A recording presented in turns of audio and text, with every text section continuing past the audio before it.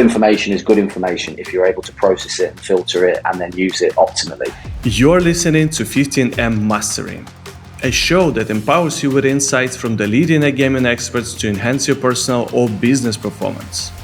The show is brought to you by tech-driven affiliate and media company Already Media, and supported by the AI-powered data analytics platform Blask.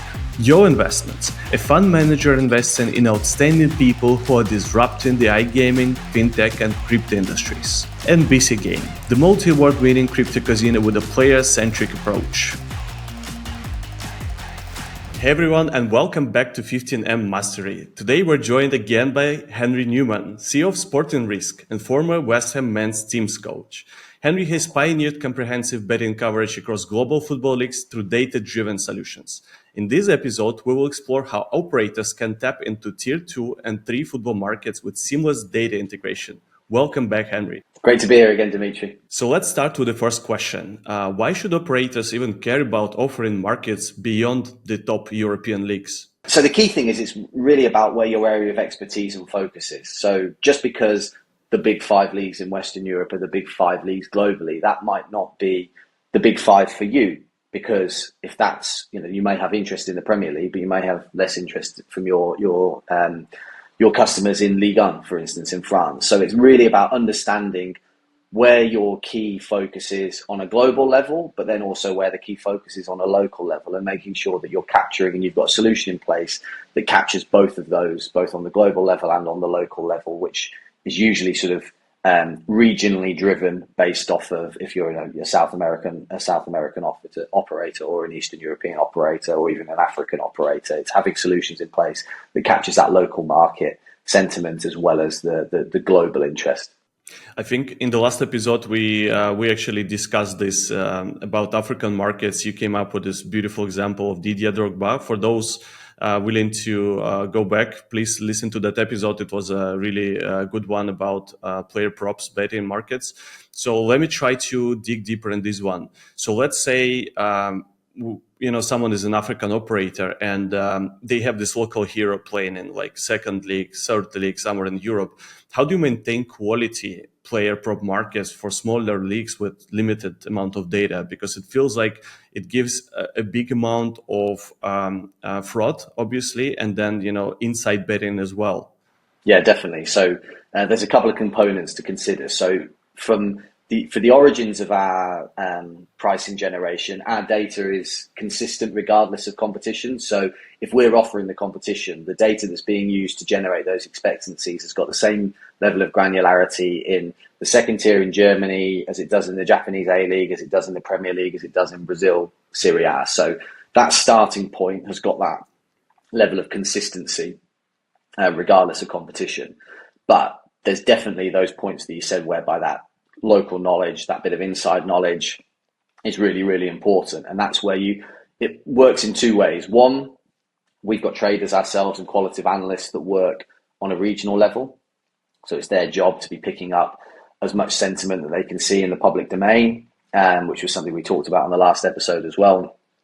But it's also taking feedback from the partners that you're working with, because if they're focused in South Africa, for instance, then they're likely to maybe have a bit more information or see some betting activity that they're able to then feed back and work collaboratively and work in partnership. So it's not about just you need to listen to everything that's out there and take in all information is good information if you're able to process it and filter it and then use it optimally.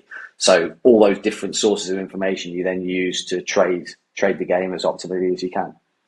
So if you think about the metrics using which you can actually evaluate whether your expansion into smaller leagues goes really well, is there like a set of metrics any operator can take a look at to understand whether these metrics are actually evaluating the fact that the revenue is growing, turnover is growing? I don't know what kind of metrics you need to take a look at to understand whether it's going in the right direction. I mean, I suppose a lot of it's just driven by looking at a handle and looking at what your ROI is on that handle. You've got to find a balance between obviously you want to having a positive ROI, but you don't want your pricing to be such where it's turning away customers and so your revenue is not growing. So you want to see an incremental growth in both, ideally a bigger growth in revenue and then a sort of consistent incremental growth in the ROI until it gets to a steady state. So that would be a really important sort of component, if you like, in terms of assessing its performance.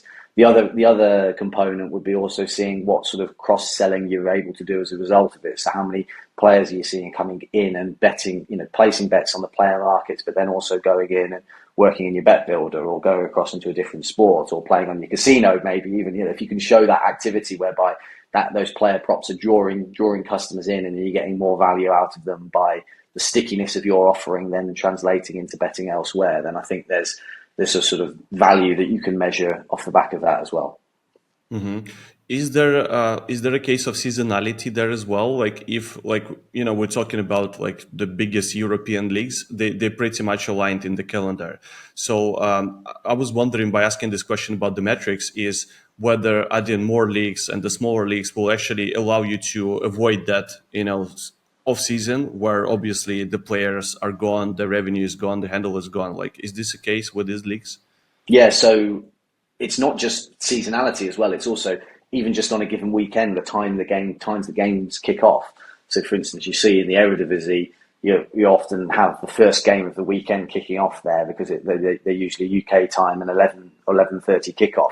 So you see some activity as a result of that. So having a suite of competitions that allows you to have something across as close to a 24-hour period as possible is definitely an important component to being able to sort of drive customers to know that a customer comes to you, they can place a bet. And, you're the one-stop shop for the soccer offering as such. So that's a big component. And then definitely, without doubt, when it comes to summer league offerings are absolutely crucial. You need to be looking at your calendar and thinking, right, where are the peaks and where are the troughs in terms of coverage? Where there's a peak in coverage, you need to hone in and make sure that what is going to be most prominent is at the forefront of what you're offering. And where there's a trough, you need to make sure that you're filling it with the best offerings you can based on what the availability is. And that's why making sure that you've got player prop coverage that is spanning different time zones, summer leagues and winter leagues is absolutely crucial. Yeah, absolutely love it. I think that this is like every operator's dream to have 24/7 coverage so the handle never drops. Okay, let me ask that one. How can operator launch new league coverage without overwhelming their trading teams? Because like you mentioned, you guys have some serious trading manpower behind, right? But if there is a new sports book, let's say they just have a sports book manager, they don't have a dedicated trading team, how it's easy and seamless for them to integrate these new leagues? So from an integration perspective, it's as seamless as you could wish for. It takes no more than a couple of weeks to actually consume the product. But then obviously the management of the product is where we come in essentially. Our role is to try and provide a seamless an experience with regards to our customers consuming the product so that they're not required to be trading it consistently pre-match and then going into in-play. And that's where a lot of our oversight comes in. Now, the majority of that is driven from our modelling. But as I mentioned before, that there's some qualitative analysts inputting information, whether it be in relation to player availability, lineups, or early stage information when games have kicked off. But then there's also trading oversight as the games are ongoing, specifically focused to what's driving the important things for player markets. So understanding player positions, understanding team shapes, etc., understanding positions of players on the pitch in terms of that team shape, their high pressing or lower blocks, which is starting to get into a more complex point, but that's all linked into the sort of quality of data that you're consuming in play as well to allow you to infer that. All of that then contributes obviously to pricing outputs. But what you got limited sight of is the bet flow data. So one of the big things for operators is great, your model's fantastic, but ultimately I don't want everybody betting on one side, or one specific player or on one team only and not the other team, because it sort of puts you at risk in terms of your just overall risk management tools. And so part of that is then being driven by, if you've got the bet flow data, then that can be passing back suggestions in terms of adjusting prices. If you haven't got the bet, if you can't share the bet flow data, then it's about communication you have to have a trading team obviously then communicate, who can control prices themselves, but can also communicate trends back into us to say, we know this player for this team is always one that's a high profile one for our customers, or this team in specifically is a local team to us and we know there's going to be a lot of interest in them. So that allows us to put additional focus on our pricing that's being passed through to the customers. So that becomes a really important component of that as well. Yeah. So since you mentioned the integration bit, this is something I wanted to ask you last time, because I feel like many operators, they really struggle with multiple data feeds and integration challenges. How does single source pricing solve this? So the great thing about if you've got a single source is that, all those sort of different data sources that I touched on, you can eliminate that from, it no longer becomes a headache for you. What does that look like in practice? Well, imagine you've got, you might be trading your own 1-2x and total match goals markets, but you've got your goal scorers, your cards, your corners on a team level, and then you've got the player base markets. You've then got micro markets, which are becoming more and more prominent now as well. We've launched some new head-to-head markets, which is definitely the direction that the marketplace is going. And then if we go back to what we spoke about in the previous episode, you need and want all of these to be able to be combinable within your bet builder. So the crucial thing is understanding, right, what am I taking on internally and what am I outsourcing? And you don't want to do that piecemeal, because if you do it piecemeal, that's where the customer experience drops off. You can be having pre-canned multis done internally and a bet builder done externally, and getting different prices from a threefold selection in your pre-can compared to the threefold in your bet builder. So for me, it's about really making that sort of concerted effort and decision, if you like, to say, right, with regards to this, if we're doing it all in-house, fine, then it's step by step. And what's the most important? So if we're doing player props, pick the competitions most relevant on a global level and local level, like we talked about, and maybe 4 or 5 markets as a starting point. If we're outsourcing, though, understand that we've got this solution as a whole, which is basically every other component that you could wish for to have on a sportsbook outside of the main markets, and all combinable within the bet builder, so it maximizes that customer experience. They're the key things, because by doing that, you're then removing the reliance that you've got on integrating multiple data sources, and you're placing it on the provider, which is what our job is essentially. We're consuming all the different data feeds to deliver a single output that allows you to then focus on maximizing the customer experience. Awesome. Thank you so much for sharing your thoughts here. So one last question for me today is the market's expansion, because I feel like something you mentioned about, the coverage, the global markets, the local markets, it feels like you have some experience and data there. So I just want to understand, like, if operator is willing to go into new markets, whether it's tier 2 or 3 territories, what is the smartest first market to test and why? For me, I would focus on the markets whereby there's biggest focus on players. So where's the fastest growing betting markets? And then out of those fastest growing betting markets, which players are the ones that have got highest prominence? So Brazil is a very topical jurisdiction at the moment.